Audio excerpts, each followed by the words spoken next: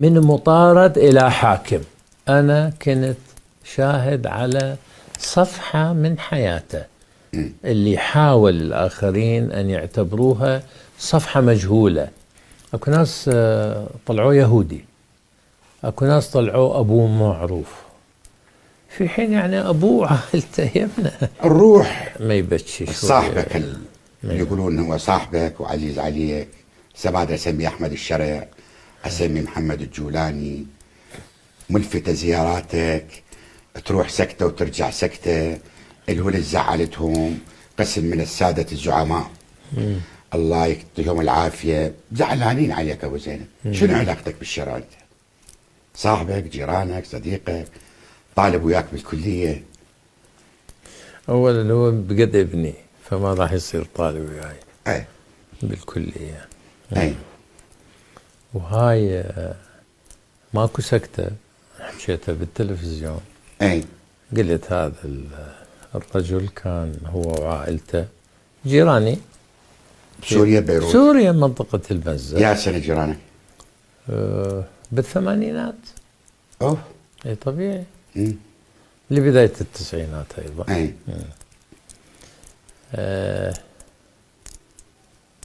وحتى يعني وليدي يلعب ويا وليده واصدقاء اطفال هم 8 سنين 9 ايش سنين. قد تجاورتوا؟ حوالي 7 سنوات فقدته، يعني احنا اللي تركنا احكي لي عن نشأته الأولى اللي عاصرتها أنت. أنا خب مو صديقة وإنما عندي ابن جارة. صديقة. أي ابن صديقة هو يتحدث لي عنه. ما كان اكو شيء ملفت بشخصيته. لما صار عمره 11 أو 12 سنة صار متدين، وهم يروحوا للمسجد سوية كانوا، وابني هم يروح وياه. طبعا لما أقول ابني هو مو ابني وإنما ابن زوجتي. نعم، فهو سوري مثله، يعني كان يروحوا سوية المسجد. بعدين هو استغرق في العبادة وفي العلم والتعلم. أي وأخذ شخصية، يعني تكلم لي هذا ابني يقول أحيانا نقول له يعني أنت خرأت رحت أكثر من اللازم. يقول لنا الله يغفر لكم ويروح. الشيء اللي أنا اعتبره دفاع عنه هو مو دفاع، ولا أدافع عنه أنا نهائيا، يعني لا يوجد عندي سبب الدفاع عنه. أنا دافعت عن مقولات كثيرة انتشرت في الصحف والمجلات.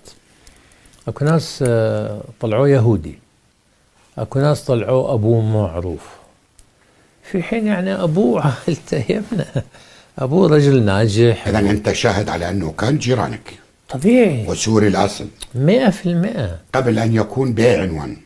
100%. تمام. وعنده 3-4 أخوة كلهم ناجحين، هذا مهندس وهذا دكتوراه وهذا يعني عائلة مرموقة. أبوه اجى اشتغل بالعراق ورجع لسوريا وأيضا رجع يشتغل. أنت اضطريت أن ترد لتكون شاهد حقيقي عن الماضي، لأن ما أريد تظلم الناس بغير حق. يس أنا ما دافعت قلت والله ما كان محبوس بتهمة الإرهاب، لا محبوس بتهمة الإرهاب. أنا كنت شاهد على صفحة من حياته اللي حاول الآخرين أن يعتبروها صفحة مجهولة وحملوها بما ليس حق أكثر مما تحتمل. تكلمت بهذا الموضوع، هذا مو دفاع عنه، هذا توضيح للحقائق. هذا أولا. ثانيا، طيب أنا رحت له، وأنا رحت له في أصعب وضع، يعني بعد ما صار رئيس، بعد ما 2-3 ورحت له. رحت له وكانت رحت له بدعوة لو اجتهاد؟ لا، أنا وصلت له خبر جايك ورحت أصلا. عندك وسطاء بينك وبينه؟ إيه قدرت أوصل خبر، يعني لأنه أخوته بقوا أصدقاء ابني اللي هم ما لهم علاقة لا بسياسة ولا ما لهم علاقة. فرحت وكانت مخاطرة، لأن الطريق شول كان، لا هجرة وجوازات ولا رحت أشوف الحقيقة شنو صاير. كنت في سوريا لو طلعت من العراق؟ لا، منين يطلع من العراق؟ رحت من بيروت، طلعت من بيروت. ايه. ولقائي الأول كان فيه 5 ساعات. وين التقيت، ببيت لو لا، بالقصر. بالقصر طبعا 5 ساعات. 5 ساعات إلا ربع. بحثكم. ايه. استمعت، هو حكى عن تاريخ تحول الفكري وتحول السياسي كما يصف نفسه هو، مو كما أراه أنا. هو يقول أنا من إسلامي متطرف إلى إسلامي معتدل، والآن يجب أن أكون إسلامي واقعي، لأنه أنا حاكم، وأنا حاكم مو بس المتدين، المسلم والمسيحي والشيعي والسني والأقليات.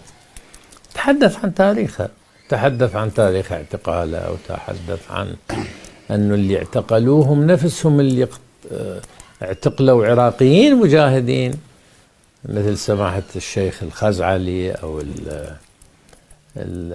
أكرم الكعبي وآخرين كانوا معتقلين معه. يعني قاسم العرجي اللي اعتقل هؤلاء. زين، واضح؟ يعني قال ليش أنا مجرم هم مو مجرمين؟ يعني ليش؟ ما اللي اعتقلني واعتقلكم واحد، ولنفس السبب هو مقاومته. الآن مثلا احنا نتحدث، يعني هكذا يقول في خطابه، هو يتحدث عن نفسه بهذه الطريقة. يقول الذي اعتقلكم اعتقلني. نعم. واعتقلني بنفس التهمة. هو ينسب نفسه مقاوم والآخرين أيضا مقاومين.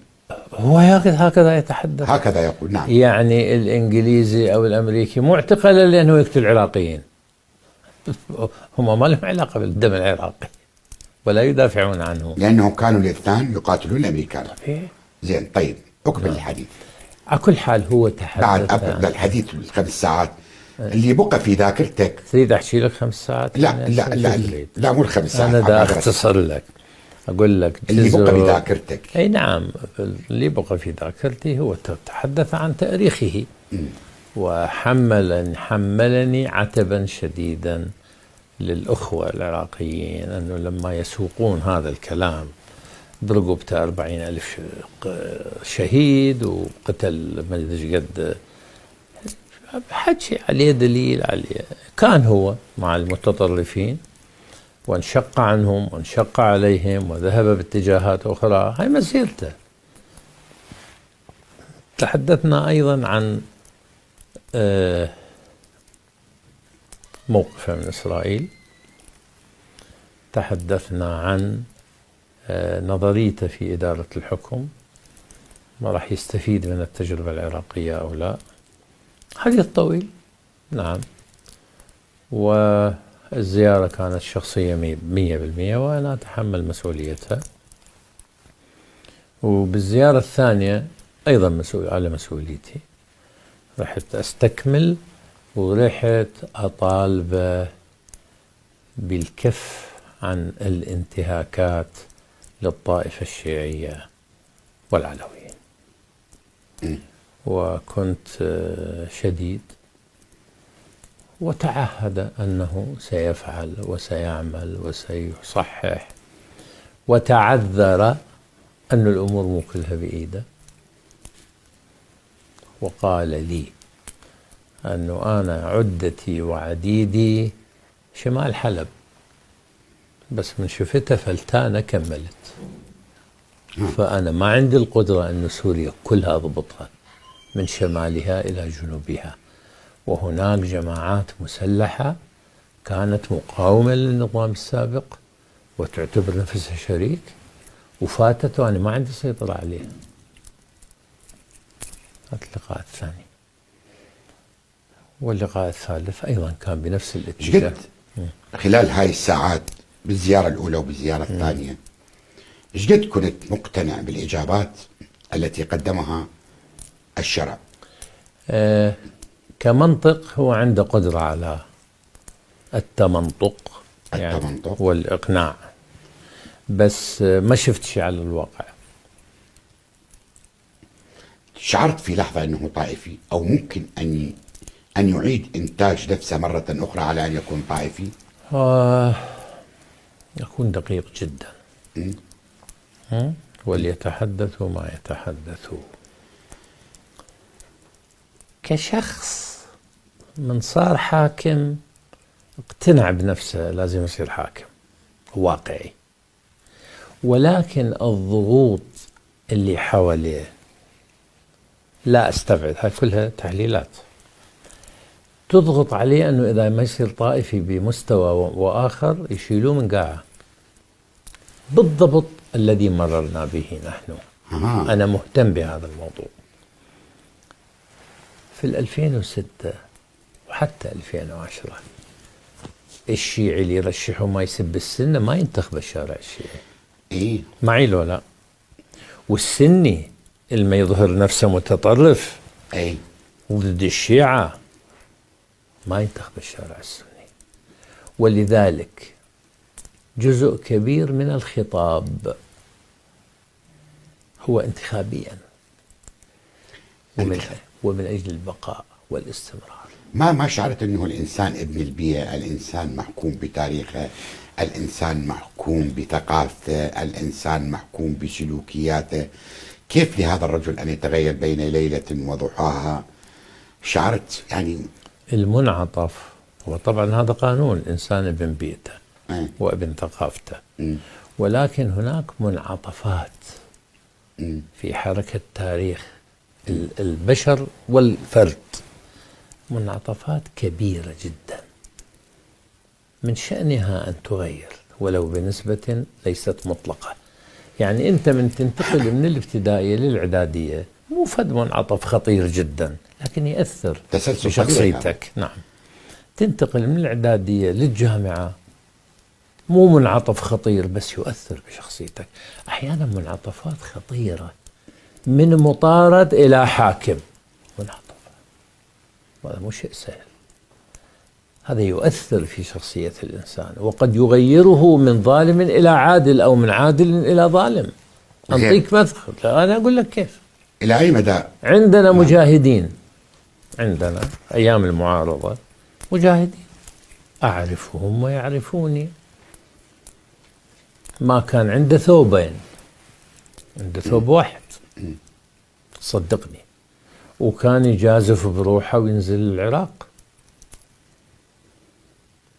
لكن حينما أصبح حاكما حتى كل انتهى، أصبح ظالما لنفسه ولأهله ولشعبه. نعم، أو العكس. حينما تنتقل أنت من محكوم ومطارد إلى حاكم، منعطف خطير. زين، قد يغيرك نحو الأحسن، قد يغيرك نحو الأسوأ. واحد وصل معلومة عنك أنه أنت بالروح الأولى وبالروح الثانية جزء من السادة المسؤولين حملوك رسائل أن تقولها أو بعض المعلومات أو الاستفهامات، صحيح؟ أنا تقول لك كذا، أنا تقول لك كذا، أنا يدير بالك كذا. هل تسمع من هاي القصص أبو زينب؟ بالثانية والأكثر بالثالثة. بعد ما وصل الثالثة؟ اي، والأكثر بالثالثة. أي، يعني لما أعلنت أنه أنا على تواصل مع هذا الرجل وأعرفه، قسم منهم قالوا لي هذا غلط، هذا غلط، خلي يسوي هاي، لا يسوي ديك. هذا نعم، هذا موجود. يعني الثالثة كانت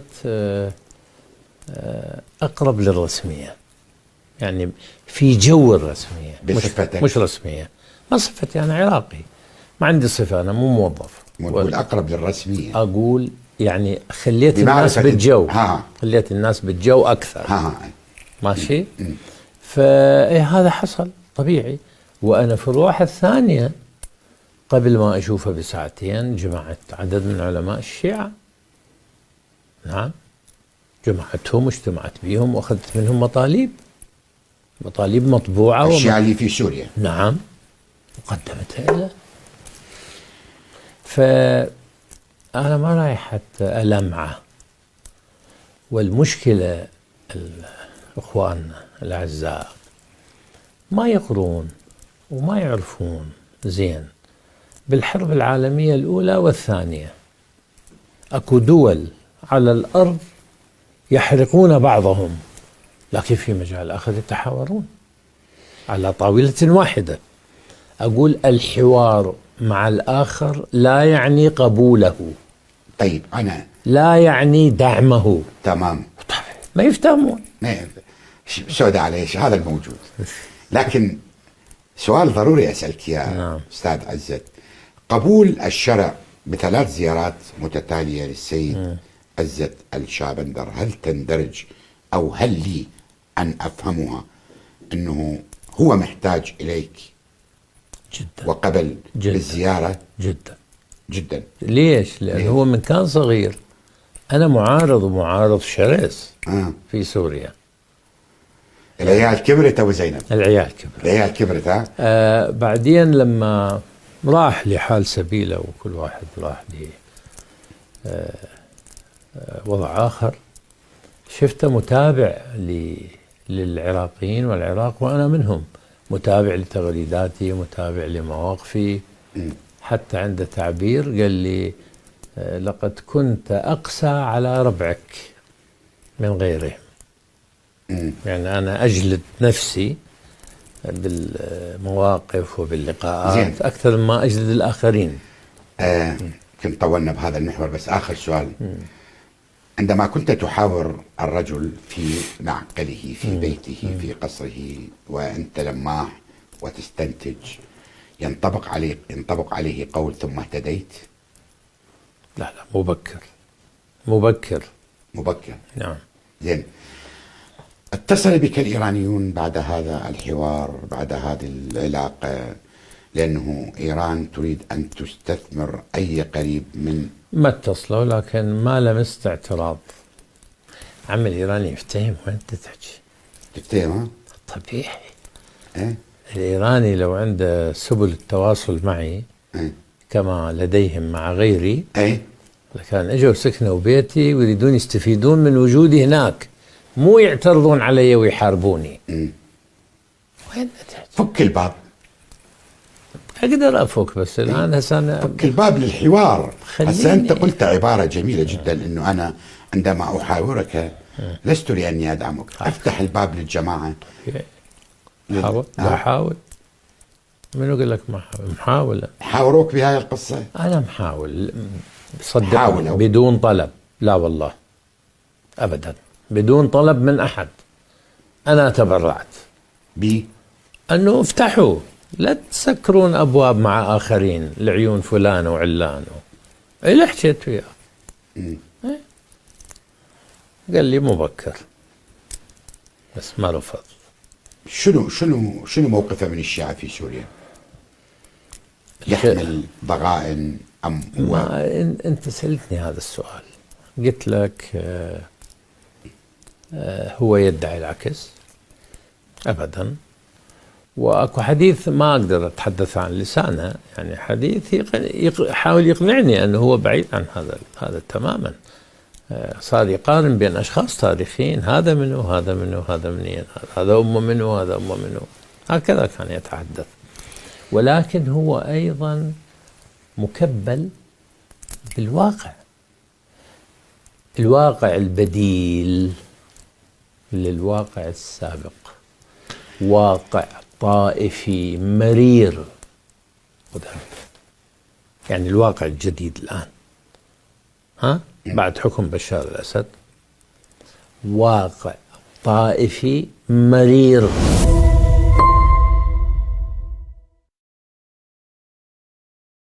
عزيزي المشاهد، ضع لنا لايك ولا تنسى الاشتراك في القناة وتفعيل زر الجرس فضلا وليس أمرا.